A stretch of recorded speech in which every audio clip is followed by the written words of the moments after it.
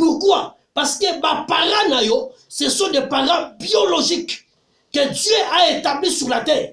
Grâce à bango, gloire au Seigneur. Na lingine expliquer yo, malédiction ya baboti. Même les prophètes, même un homme de Dieu, oyazana moto ya nzambe, même moi tel que je suis, je n'ai pas le pouvoir. Il y a la malédiction parentale. Na vie ya moto. Malédiction baboti, et l'onwakaka ke pa moboti ye moko, soki moi na zongeliye. Olobi papa limbisanga na makambo na sali yo. Et papa na yo na mama na yo afungoli munoko pe alimbisi yo. Lola pe fungwami. Gloire au Seigneur. Okokolobe c'est impossible parce que ngasi na yamba Jésus Yesu akangola ngai. Yesu sabiki sanga, c'est normal. Tout le monde peut dire comme ça. Mais ce n'est pas vrai. Malédiction ma parent. Et ça une influence n'a pas te lelo. Je peux donner un exemple. Ce qui t'en suit, Genèse chapitre 49. Genèse chapitre 49. T'en suit verset 1er. Genèse chapitre 49, je pense qu'il est le solo malade. Genèse chapitre 49, verset 1 jusqu'à 4. Genèse chapitre 49, verset 1er jusqu'à 4e verset. Je lis la parole au nom de Jésus-Christ. Jacob appela ses 12. Jacob appela ses fils et dit, assemblez-vous et je vous annoncerai ce qui vous arrivera dans la suite du temps. Verset 2. Rassemblez-vous et écoutez les fils de Jacob. Écoutez Israël, votre père. Verset 3. Ribin, toi mon premier-né, ma force et le prémisse de ma vigueur, supérieur en dignité et supérieur en puissance. Impétueux comme les eaux, tu n'auras pas la prééminence, car tu as monté sur le couche de ton père. Tu as souillé ma couche en montant. Gloire à Dieu. Riben, en Genèse, chapitre 49, du premier verset jusqu'à 4e verset, Bible est expliquer la malédiction parentale. Gloire au Seigneur. Quand l'enfant déshonore ce parent, tant que moi n'a déshonoré baboti na ye, tant que moi n'a manqué de respect na papa na maman na ye, et ça n'a pas conséquence. Oh ye koma kana vie à moi na wana. Et ça n'a pas conséquence. Oh ye koma kana génération à moi na wana. Makamuso zo vivre lelo. Peut-être ça makambo oh yo salate. Mais papa na yo a commetté à moi na baboti na ye. Et malédiction wana ezo kita. Voilà pourquoi remarquez la Genèse de Trotanga, chapitre 49, verset 1er jusqu'à 4. Jacob azalaki na bana 12. Le premier fils de Jacob, son nom était Riben. Et toyebi que Riben azalaki le premier-né. Celui qui avait la prééminence. Celui qui avait toute autorité. Celui qui avait toutes les valeurs. En tant que le premier-né. Mais quand Riben a déshonoré son père Jacob, à quelque couché, moi si na metu ya papa na ye. Et les jours papa zo pambola ye, au lieu papa pambola, mais papa zo maudire. Alors bien ye Riben, ce que tu m'as fait, tu m'as déshonoré. Je déclare aujourd'hui en tant que ton père Jacob, au côté qu'elle n'a jamais qu'on soit la prééminence. Au côté qu'elle n'a jamais qu'on vivre yango. Or, la prééminence et sa faveur, il y a ma première année. Ce sont des opportunités que tu peux retrouver dans la vie. Mais quand Riben a déshonoré son père, il y a quelqu'un qui l'a mis papa na moi aussi. Et la Bible dit, Ribé balongoli et papa alongoli nzambe te. Balobi papa et Jacob. C'était son père. Alongoli et la prééminence. Alongoli et pouvoir. À perdre ce qui était l'essence de sa propre vie. Pourquoi? Parce qu'il a déshonoré son père. Il a déshonoré ses parents. À perdre ce qu'on appelle la prééminence. Yaya. Et ça, la moutoumso, sur la nanga suko. Ribé par rapport à problème naye, a déshonoré qui papa naye. A kekolala, na moi si na metto à papa. Et quand le papa a pris les choses, papa l'ongoli bénédiction. Alors mais tu ne vivras pas la prééminence dans ta vie. Et toute la vie de Ribben, a vivre bongo, a vivre dans ma complication. À vivre dans l'instabilité, à vivre dans ma complication, jusqu'à tel point, même le prophète Moïse, Tangwayaki, le prophète n'a jamais enlevé la malédiction parentale sur Ribben. Mais Moïse a présenté à Ribben celui qui peut donner la vie à Ribben. Gloire au Seigneur. Combien de personnes aujourd'hui ils sont en train de vivre dans ma complication de la vie, dans ma complication de la moussala, dans ma complication de la libala, dans ma complication de la voyage, dans ma complication partout, dans la santé compliquée. Pourquoi? Mais non, peut-être tu as déshonoré ton parent, parent na yo, na ba problème moko songolo paka. Et ça na ba catégorie à ma façon. Il y a qu'à déshonorer les parents pour assimiler la malédiction parentale. Gloire au Seigneur. Pour Ribben, à coucher qui n'a pas mettre papa naï. Et ça, la moutoumso sur la nanga pesiko. Au coucher la mettre papa dans la moisi. Au lala la moisi à papa naï. Au soaka moisi, tu vas la kate la ndaku. Au kotaka la moisi na ndaku. Bobimaka na chambre ya papa naï. Au sur la nanga siko. Koesite te benga biso. Ozwaka mobali obimaka na ye na ndako papa na yo, na mettre papa na yo. C'est une porte de malédiction.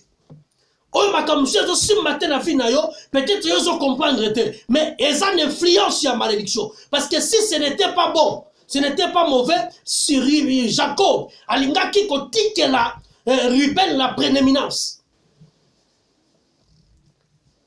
Parce que moutousa kokolo balobi, mais tant que Moïse ayaki, a longolaki malédiction, wana pambolaki ye. Non, lisez bien la Bible. Dans Deutéronome chapitre 33, verset 6. Moïse était incapable d'enlever la malédiction parentale. Mais Moïse, en tant que prophète, a présenté à Ribben l'homme par laquelle il devait restituer à Ribben la prééminence. Ce qui Ribben a zongi na makolo baboti na ye, Jacob. Gloire au Seigneur. Ce côté dans Deutéronome chapitre 33, verset 6. Tant que Moïse a yé abandi ko pambola bana Jacob. Moïse a lobi na Ribben. Alors Ribben vive.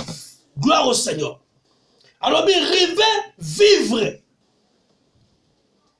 Tant que Moïse a zoloba na Ribben vivre, donc c'est-à-dire na kati ya Ribben, Moïse en tant que prophète a monaki vite.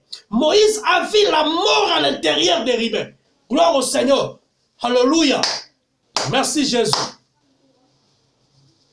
Donc Moïse a monaki vite na Ribben. Moïse a vu la mort à l'intérieur de Ribben. Donc pourquoi? Parce que Ribben a déshonoré ses parents. La mort est contactée dans la vie à Ribben. Malgré son tambour. En tant que prophète Moïse, qui n'a pouvoir à Ribben, je te donne la prééminence. Non. Mais à Yébissi Ribben, vive. Or, quand on parle de vie, c'est une personne qui s'appelle Jésus-Christ de Nazareth. Batuni Jésus Zanani. Jésus lobi, je suis le pain de vie. Moutunio Sokoye Pananga, à cause de bon Moïse. Donc, c'est-à-dire, Moïse en tant que prophète, a moni liwana katia ya Ribben, a Ribben, attends Jésus, vivre, croire en Jésus, aller vers Jésus, il va te donner la vie. Gloire au Seigneur. Et ça, on est comme ça sur la siko. Ozo sentir ma frère les okufa. Ozo sentir misal les okufa.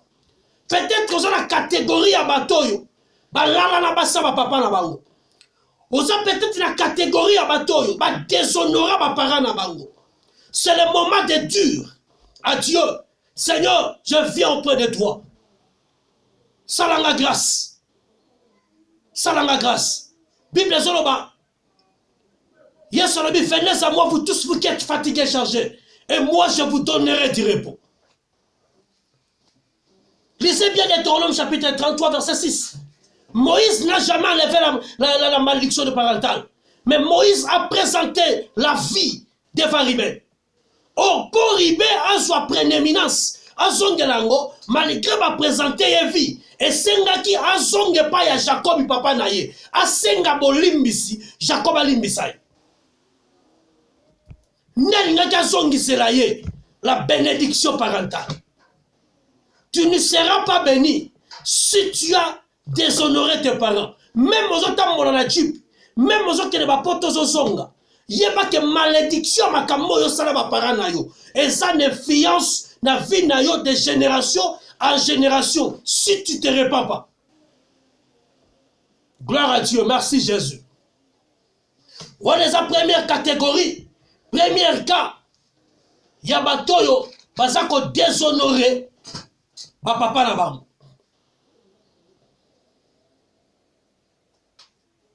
Gloire à Dieu. Deuxième cas, peut-être que vous kolobolobi, ngai na beta papa na loba mabe, ya na déshonora papa na ngai te. Ngai na bimana mwasa papa na ngai te. Ngai na lala na mwasi na ndako papa na mbeto papa na ngai te. Na sale loko yote. Mais il y a des catégories de gens. Oh ba sala makambo yo, vie eza kozala compliqué. Avant de condamner mutu, lingo yeba makambo na zo suivre source na ngeza wapi. Ne condamnez pas quelqu'un. Ba parents bazan influence papa qui kola vie na biso. Gloire au Seigneur. Deuxième catégorie, tu suis en la proverbe. Proverbe chapitre 30.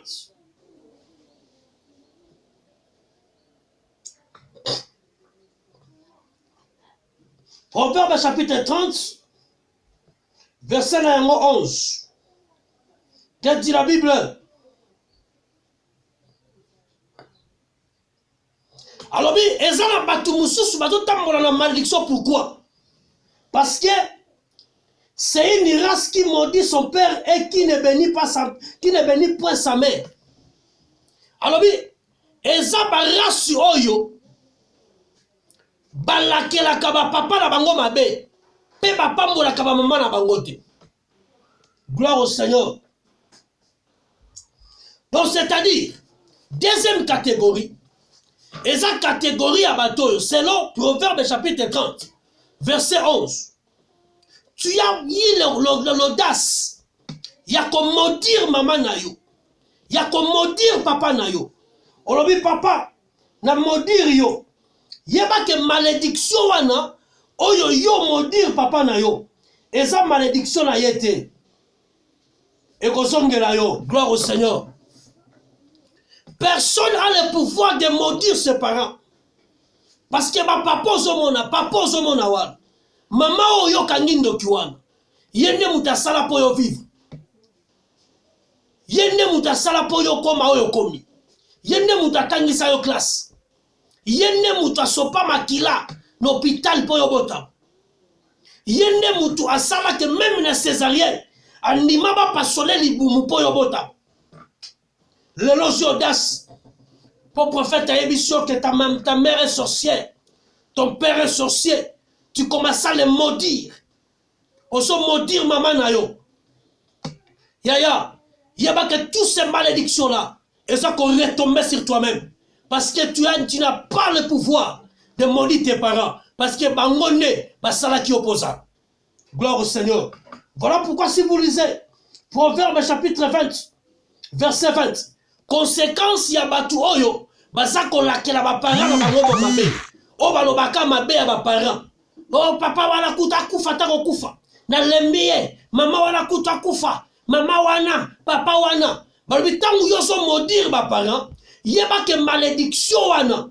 Au lieu comme pas ya baboti na yo, mais o kita likola vi na yo. Siko cause ya malédiction wana, ba pesi yango na Proverbe chapitre 20, verset 20. Que dit la Bible?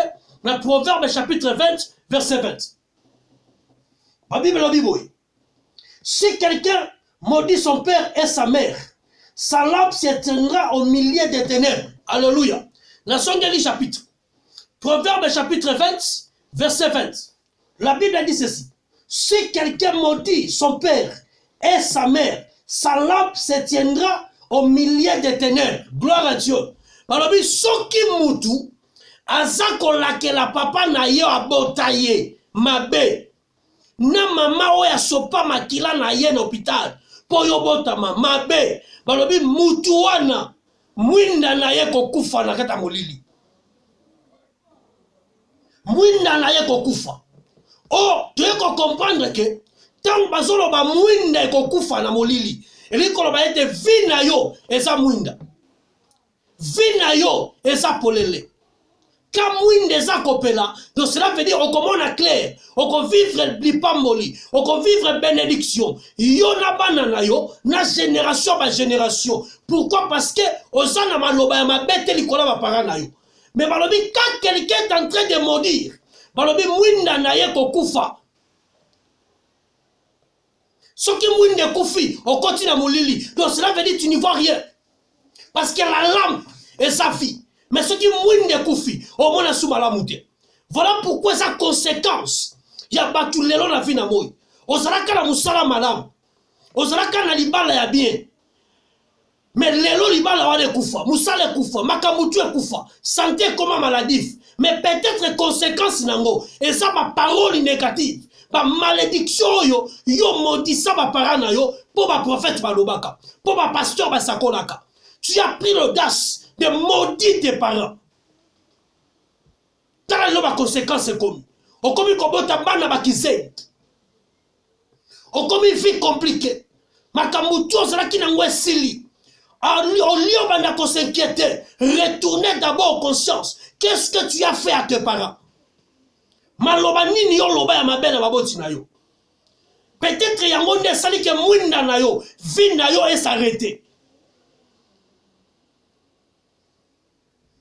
Gloire au Seigneur. Yango nde sali ke mwinda est arrêtée. Yaya, ne maudis pas ton père. Ce qui mutu moko so kanga sikoyo. Et que tu as déjà pris l'audace de maudire tes parents, c'est le moment de se repentir. Appelle-nous le prophète.